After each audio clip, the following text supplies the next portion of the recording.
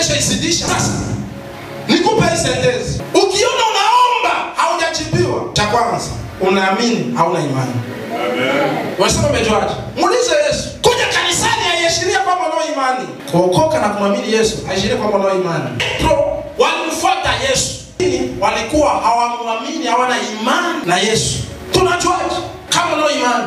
Mimi nakujuaje kama unao imani? Najua imani yako unapopita kwenye majaribu. Tutajua imani yako unapoombewa sana na hujapona. Tutajua imani yako unapohitaji mtoto na hujapata. Tutajua imani yako unapokaa hapa kila siku na bado hujapokea kitu. Tutajua unao imani, unaamini.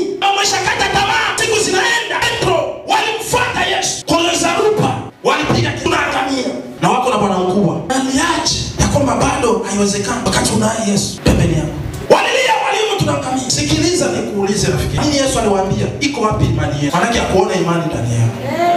Imani ya asubuhi hata kusaidia jioni. Ya leo unahitaji kesho imani. Na ndio maana kama kuna mistake ya kutokufanya, usiwahi kukosa ibada.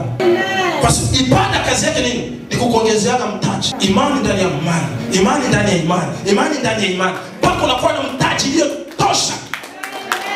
Unakuwa na ujasiri. No mistake ibada. Usikose ibada. Ndio una ibada. Tuambie mtumishi leo tunatembelea neno gani la asubuhi ya leo. Piga simu, muulize. Sema amina. Amina. Kwa sababu gani? Tuko kwenye vita vya imani. Unaweza toka hapa kazini, utakuta kuna vitu vina. Unaweza toka kwenye ibada, mtu akakuhusu uko nayo. Tunahitajika tu imani yalipiwe.